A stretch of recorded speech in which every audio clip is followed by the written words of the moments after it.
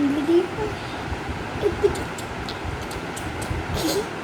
इतनी देर हमारी मेरी आँख में खुजली हो गई थी।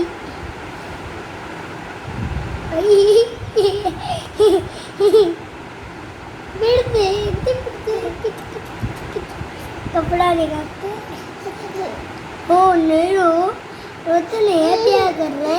क्या कर रहे तुम्हें रोना है। अरे अरे अरे अरे रोना है। अब नहीं रो, अब तो बस हो गया रोना होना, बस खत्म हो गया। पहले तुम रोते थे, अब रोना होना फिर से हो रहा है। नमनिया बापू आपको गिफ्ट होगी बहुत अच्छा। किचन सेट दोगे बहुत बड़ा? दोगे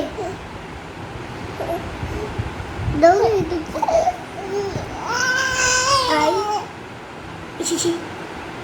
मैं मारती है अपनी गंदी लड़की। गंदे बच गया, बच गया, फिर पलट गया।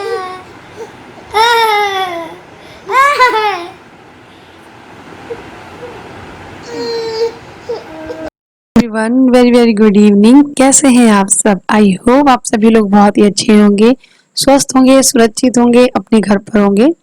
और अभी मैं बना रही हूँ मैक्रोनी आद्या के लिए, बिकॉज आद्या बहुत जिद कर रही थी कि मम्मी मुझे मैक्रोनी खानी है। आई थिंक वो करीब 2 महीने में एक बार बोल ही देती है खाने के लिए। मैंने उसे मना किया बट वो बॉक्स वगैरह उठा कर ले आई, सामने दिख गया आज उसको। क्योंकि आपको पता है मेरी किचन थोड़ी सी ठीक करी गई है, तो मैंने डब्बे है ना सही से लगाए हैं, तो जो पीछे थे वो आगे आ गए हैं बॉक्स, तो उसमें से मैक्रोनी दिख रही थी तो उसने निकाल ली। फिर मैंने सोचा चलो कभी कभी तो चल भी आता है, तो मैंने आज उसके लिए मैक्रोनी उबाल दी है। साथ ही साथ मैं बना रही हूँ चाय। मेरे हस्बैंड गए थे सब्जी लेने, साथ ही साथ उनके दोस्त आए हुए हैं, वो भी गए हुए थे। तो जब वो आए हैं और जा रहे हैं घर वापस अपने, तो मैं सोच रही हूँ उनको चाय पिला देते हैं। तो यहाँ पे मैंने नमकीन निकाल लिया। ये बॉक्स ना नमकीन वगैरह रखने के लिए सही है, इसमें ना सारे पैकेट रख देते हैं तो सीलते नहीं है। और किचन में ना बहुत सारा स्टोरेज हो गया है, आराम से सारा सामान आ जाता है। मैं बहुत खुश हूँ, मेरी किचन ठीक हो गई है। तो उनको चाय दे आई हूँ, अपनी चाय निकाल ली है मैंने। और मैंने कढ़ाई में तेल डाल दिया है, सॉरी तेल नहीं डाला, मैंने देसी घी डाला है। अच्छा, बच्चों का खाना कभी भी कोई भी सब्जी बनाए या कोई भी कुछ भी बनाए रेसिपी बच्चों के लिए, स्पेशली अगर बच्चों के लिए बना रहे हैं तो आप घी का इस्तेमाल करें, देसी घी का, और ऑयल वगैरह का इस्तेमाल ना करें। मैं तो आध्या के लिए जब स्पेशल बनाती हूँ तो मैं घी का इस्तेमाल करती हूँ। अगर प्रॉपर पूरा खाना बन रहा होता तो मैं ऑयल इस्तेमाल कर लेती हूँ, वो भी सरसों का। तो बस इसमें हींग डाल दी, थोड़ी सी राई डाली है, और मैक्रोनी, हल्दी, नमक, और कुछ भी नहीं, हरी मिर्ची डाली है। हरी मिर्ची निकाल देगी वो, हाँ दिखती है ना तो निकाल सकती है। और जो मिर्ची वैसे पाउडर डाल दो ना तो बहुत तीखी हो जाती है, तो ये उसके लिए परफेक्ट है। बहुत गर्मी है। Hello everyone, welcome to my channel. तो अभी शाम से ब्लॉग स्टार्ट किया यार, सारा दिन ना बिल्कुल मन नहीं किया ब्लॉग करने का। कुछ कारण भी है, बताऊंगी आपको क्या कारण है कि इस वजह से मैंने सुबह से ब्लॉग नहीं स्टार्ट किया और शाम से स्टार्ट किया है। सुबह का जो खाना था हमारा बहुत ही सिंपल था, दाल चावल रोटी सब्जी, जिसमें से थोड़ी दाल थोड़ी चावल और थोड़ी सब्जी अभी रखी हुई है। बस सिर्फ और सिर्फ मैं रोटी बनाऊंगी अभी, तो वही हमारा डिनर फिर से हो जाएगा। वैसे भी इतनी गर्मी पड़ रही है कि रात का जो खाना है वो थोड़ा ही खाते हैं हम लोग, ज़्यादा नहीं। अगर बनाना होता है तो एक कोई सिंपल सी सब्ज़ी है वो बना लूँगी और खा लूँगी। और आप सभी को पता है आजकल हम लोग यहीं बाहर लेटते हैं क्योंकि अंदर बहुत ज़्यादा गर्मी लग रही है। और मैंने कूलर चलाया हुआ है, आवाज़ आ रही होगी, बिकॉज़ बिना कूलर के मैं बिल्कुल भी नहीं बर्दाश्त करने वाला, ऐसा मौसम हो चुका है। और अगर यही कूलर अगर रूम में चलता है तो उमस करता है, तो स्वेटिंग होती है काफ़ी। लेकिन यही कूलर मैंने बाहर रख के चला रही हूँ, तो इसमें जो पानी चलता है तो वो ठंडा करता है और ठंडक देता है। नहीं तो फेस पे ना इतनी स्वेटिंग रहती है, और जैसी स्वेटिंग रहेगी तो उसकी खुजली भी होती है। और आप लोग बताइए कैसे हैं, कैसा हाल चाल है, कैसा रहा आज का दिन। आज शनिवार है, मेरे हस्बैंड के फ्रेंड्स आए थे, सब्ज़ी लेने गए थे मेरे हस्बैंड, साथ में उनके दोस्त भी गए हुए थे। तो वो सब्ज़ी लेकर जब आए हैं, मतलब मेरे हस्बैंड भी लाए हैं, वो भी लाए हैं, तो दोनों सब्ज़ी डिवाइड कर दी है, क्वारंटाइन के लिए रख दिया है। रात में इनको वॉश करके छोड़ दूँगी, सुबह इनको रख दूँगी। और चाय बनाई थी, उनको चाय दिया है, वो चाय पी के जा चुके हैं। मेरे हस्बैंड दक्ष को लेकर नीचे चले गए हैं आंटी के पास, क्योंकि थोड़ी देर वहाँ बैठेंगे। थोड़ा सारा दिन अगर टेंशन में माइंड रहे ना, थोड़ा सा रिलैक्स लेना चाहिए। तो मैं भी वहीं जाने वाली थी, लेकिन मैंने सोचा कि नहीं, मैं नहीं जा रही हूँ, मुझे बनाने हैं लड्डू, वो भी गोंद के। तो आज की जो रेसिपी है मैं आपके साथ शेयर करूँगी, गोंद के लड्डू की रेसिपी, स्पेशल रेसिपी। क्योंकि मैंने उस दिन मावा बनाया था घर पर, तो मैं सोच रही थी कि कब बनाऊँ लड्डू, रोज़ भूल जाती थी। और घर में जब काम लगा हो किचन में इस तरीके से, तो फिर नहीं हो पाता है। बट आप फ्री है बिल्कुल, तो आज हम बनाएंगे लड्डू। गोंद के लड्डू कहे जाते हैं इनको। उसमें मैं रवा भी ऐड करूँगी, तो रवा का लड्डू बोल सकते हैं, या रवा और गोंद के लड्डू बोल सकते हैं। ये मेरी सासू माँ की रेसिपी है, जो मैं आज आपके साथ शेयर करूँगी।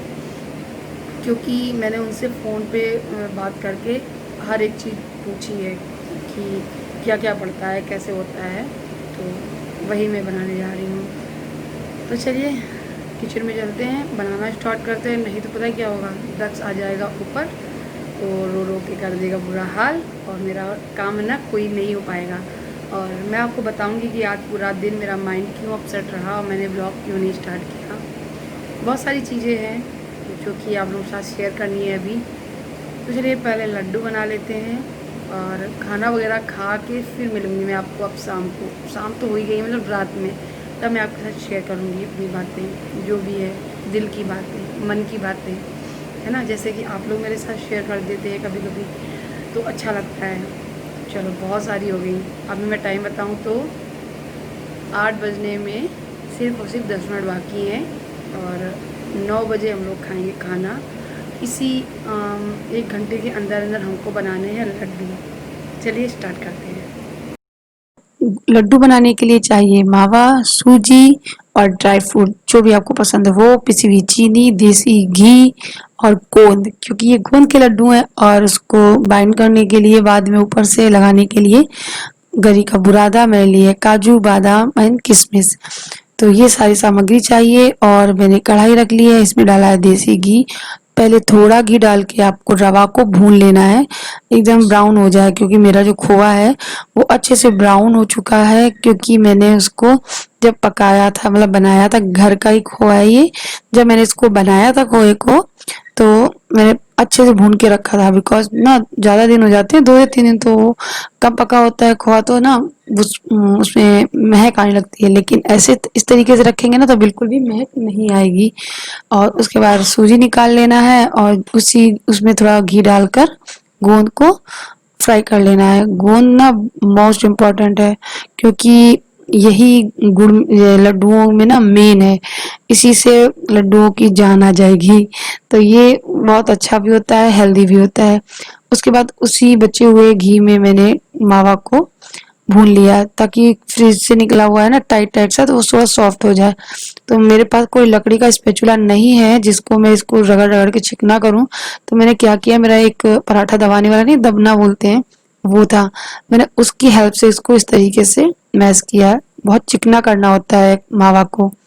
उसके बाद मैं इसमें डाल दूंगी सूजी, और इसी की हेल्प से मैं इसको भी इसमें अच्छे से एब्जॉर्ब करा दूंगी, यानी मिक्स करा दूंगी। तो बस लगातार चलाते रहना है और इसको दबाते रहना है। गैस का फ्लेम लो रखना है, हाई बिल्कुल मत रखना, या मीडियम भी मत रखना, नहीं तो जल जाएगा। क्योंकि मैं इस तरह की दबा रही हूँ। उसके बाद पाउडर शुगर डालनी है, ये मैंने घर में पीसी है। आपको जैसा खाना पसंद हो, मीठा, ज़्यादा मीठा, कम मीठा, तो उसी हिसाब से डालना। और इसी की हेल्प से मैंने इसको मिक्स करने की कोशिश की। एक पल ऐसा लगा कि नहीं मिक्स होगा, फिर अचानक से देखा धीरे धीरे होने लगा। एक्चुअली मैं पहली बार बना रही हूँ, तो थोड़ा सा डर लग रहा है, लेकिन बने बहुत टेस्टी थे। और जो मेरी सासू माँ ने कहा था ना, ठीक वैसे ही मैंने किया है इसमें। तो काम तो बन गया मेरा, खाने में टेस्टी हो जाए बस, और क्या चाहिए। तो यहाँ सारी चीनी वगैरह सब मिक्स हो गई है। अब इसमें जो ड्राई फ्रूट है ना, वो काट के रखे हैं सारे, वो डाल देंगे गरी को छोड़कर, क्योंकि गरी गरी का बुरादा जो है वो लड्डू को बाइंड करने टाइम पे ही लगाएंगे, तो बहुत ही सुंदर भी दिखते हैं और वो बनते भी, ये लड्डू ऐसे ही बनते हैं। तो यहाँ पे देखिए चार सारे में मावा मिक्स हो गए हैं। अब डाल देंगे इसमें गोंद। गोंद को ना आपको इस तरीके से स्पून से मिक्स करना है, ना कि दबाना है, क्योंकि गोंद को टूटना नहीं है, पीसना नहीं है, क्योंकि यही जब मुंह में आएंगे ना क्रंची क्रंचीपन होगा, तो यही अच्छा लगता है। तो ये ठंडा करने के लिए परात में डाल लिया है। उसके बाद बस ठंडा होने के बाद ज़्यादा ठंडा भी नहीं, नॉर्मल, ताकि हाथ सहन मतलब आप सह पाओ उतना ठंडा। उसके बाद आपको लड्डू बनाना है और गरी के बुरादे में लपेटना है। कुछ इस तरीके से देखिए हमारे लड्डू कितने प्यारे लग रहे हैं ना, मन कर रहा है ना खाने का। तो बस फटाफट मैं बना लेती हूँ और बनाने के बाद दिखाती हूँ कि कैसे लड्डू हमारे बनके तैयार हुए हैं। जैसे ही मैं प्लेट में सजाऊं तो फटाफट आप लोग उठा लेना, एक एक करके खा लेना। तो ये लड्डू बहुत टाइम से मेरे हस्बैंड बोल रहे थे कि ये बनाओ। अच्छा क्या है कि जब मैंने मावा बनाया था तो मैं सोच रही थी कि मतलब डायरेक्ट ऐसे ही बना दूंगी लड्डू या बर्फी या कुछ और बनाऊंगी, बट मेरे हस्बैंड ने डिमांड की कि मुझे यही लड्डू खाने हैं। फिर मैंने मम्मी को फ़ोन किया, एक्चुअली वो बोले मम्मी को ही फ़ोन करो, वो बनाती हैं वैसे ही मुझे खाने हैं। तो मम्मी जैसे बनाती है ठीक स्वाद तो वही आ गया मेरा। हाँ लेकिन माँ के हाथ का टेस्ट थोड़ा अलग ही होता है, लेकिन बने बड़े स्वादिष्ट थे। तो ये सारे बन के तैयार हुए, बचा हुआ बुरादा डाल दिया है। तो आ जाइए हमारे प्यारे प्यारे व्यूवर्स, एक एक उठाइए और खाइए, खा के बताइए कैसे लग रहे हैं। अच्छा खाएंगे कहाँ से, देख के ही बताइए कैसे लग रहा है और कमेंट करिए। एक लाइक तो बनता ही है मेरे इन लड्डुओं के लिए, मेहनत की है ना मैंने। Please like the video and share the video. So ये सारा काम करने के बाद अब मैं यहाँ पर 10 बज रहे हैं, तफरी हुई हूँ। पसीना आप देख सकते हैं कितना ज़्यादा निकल रहा है। और मैं सुबह से परेशान किस वजह से थी, तो चलिए इस बारे में आप बात कर लेते हैं। एक्चुअली 2 दिन पुराना जो मेरा वीडियो उस पर कमेंट आया हुआ था, कोई नाम है प्रिंस रवि, कुछ आगे कुछ और है, मैं भूल गई हूँ, लेकिन वो कमेंट मैं आज स्क्रीन पे लगाऊंगी, थोड़ा सा ही लगाऊंगी, बिकॉज मैंने आज तक कभी भी ऐसा कोई वीडियो नहीं बनाया जिसमें कोई बैड कमेंट करे और मैं उसे स्क्रीन पे लगाऊं, ऐसा कभी नहीं किया है। बट आज मजबूर हो गई हूँ ये सब करने के लिए। कारण है कि उन्होंने ऐसा ही कुछ लिखा है। दूसरी बात, कोई अगर मेरे लिए ही लिखे तो मैं सुन के बर्दाश्त कर लूँ, और हमारे व्यूअर्स बोलते हैं कि आप निगेटिव कमेंट को ध्यान मत दिया करो। तो जी हाँ, मैं छोड़ रही थी, लेकिन अब नहीं। जो पानी सर से ऊपर निकल जाए ना तो बोल देना चाहिए, ये सच है। वो कहते हैं ना कि हर बार हाँ हाँ हाँ हाँ करते करते ना कहना भी सीखना चाहिए, वरना वो हाँ शब्द का लोग फ़ायदा उठाने लगते हैं। तो इसीलिए सहने से अच्छा है कहना, तो वही है। तो उन्होंने कुछ ऐसा लिखा मेरे लिए कि तू काली है, कलूटी है, शक्ल तेरी अच्छी नहीं है, फिर भी न जाने तुझे किस बात का घमंड है। तो सबसे पहली बात, मेरी शक्ल कैसी है वो भगवान की गिफ्टेड है, और जैसी भी है बहुत ही अच्छी है। अगर आप अपने आप को खूबसूरत समझेंगे ना, तभी दुनिया आपको खूबसूरत समझेगी। लेकिन आई थिंक मुझे ये नहीं मालूम कि वो उस खूबसूरत है या नहीं, उनकी पिक भी है उसमें। अब मुझे ये भी नहीं पता वो पिक उनकी है किसी और की है। मैं ये कहूँगी अगर वो खूबसूरत हैं तो ठीक है, खूबसूरत बनी रहो, लेकिन मन आपका बहुत काला है ना। अगर मन साफ होता ना तो ऐसे वर्ड नहीं लिखते। शक्ल से कोई काला हो या गोरा हो, अगर मन साफ रहेगा ना तो वो इंसान को ज़्यादा लोग चाहेंगे, ना कि शक्ल से। और इतनी भी काली नहीं हूँ मैं, आप देख सकते, रोज़ ही देखते हैं मेरे व्यूवर। और सबसे बड़ी बात, मुझे घमंड, मुझे किसी भी बात का घमंड नहीं है। हमारे जो व्यूवर हैं, मुझे जो देख रहे हैं, वो बहुत अच्छे से जानते हैं कि प्रियंका को किसी चीज़ का घमंड नहीं है। मुझे किसी भी चीज़ का घमंड नहीं है। मेरे पास जितना है मैं उतने में खुश हूँ, और जो नहीं है सो आगे होगा भगवान की कृपा से। लेकिन मुझे घमंड किसी चीज़ का नहीं है, जो है उसका घमंड नहीं है। और रही बात सिर्फ मेरे तक ही नहीं थी, मेरे हस्बैंड को इन्होंने बोल दिया और मेरे व्यूवर्स को भी बोल दिया। एक्चुअली पहले मैंने क्या किया, जो इनका कमेंट आया हुआ था मेरे लिए, जो अच्छे वर्ड लिखे थे इन्होंने मेरे लिए, काली कलूटी घमंडी ये सब वगैरह, तो वो कमेंट को मैंने पढ़ा। फिर मैं थोड़ा चल छोड़ो, भूल जाओ, ऐसे ना जाने कितने आएंगे, मुझे नहीं करना है इस मैटर पे बात। लेकिन फिर क्या हुआ, मैं करीब रात को 12 साढ़े 12 बजे मैं देखी कि बहुत सारे मैसेज आ गए उसके ऊपर। तो सिर्फ एक ही मेरी कोई सब्सक्राइबर थी, मेरी चाहने वाली थी, जिन्होंने उनसे थोड़ी सी बात की, उनको कहा ये वर्ड गलत है जो लिख रहे हो सोशल मीडिया पे। तो उन्होंने क्या किया, मेरी उन सब्सक्राइबर को भी उल्टा सीधा कहने लगी, बहुत बुरा भला, और तू भाग यहाँ से, तू कौन होती है ऐसा बोलने वाली, मेरे उसके बीच में तू कौन हो रही। अच्छा रही बात, उन्होंने ये बोला कि तू कौन होती है मेरे और प्रियंका के बीच में बोलने वाली। तो मैडम आप कौन होती हैं मेरे चैनल पर आकर ऐसे गंदे कमेंट करने की। अगर आपको मैं इतनी काली घमंडी लगती हूँ तो आप मत देखिए। दूसरी चीज़, अगर आपके जैसे वर्ड मैं भी यूज करने लगूँ तो फिर आप में मुझे कोई फ़र्क नहीं होगा। तो सोशल मीडिया पे आप ऐसा मत बोलिए, मत लिखिए। आपकी सोच जैसी है वो आप अपने पास रखिए, क्योंकि आप अपनी सोच अगर अपने पास रखेंगे ना तो कम से कम लोगों की नज़रों में अच्छी बनी रहेंगी। नहीं तो फिर इस तरीके से लिखेंगे ना तो सोशल मीडिया पर भी आप अच्छी नहीं रहेंगी। और एक बात और, मैं भी अगर आप जैसे ही बोलने लगूँ तो फिर क्या फ़ायदा। इमेज बनाने में बहुत वक्त लगता है और गिराने में बस एक वर्ड बोल दो, इमेज डाउन हो जाती है। मैं ज़रूर कहूँगी कि आप मेरे वीडियो में देखिए अगर आपको मैं इतनी बुरी लगती हूँ।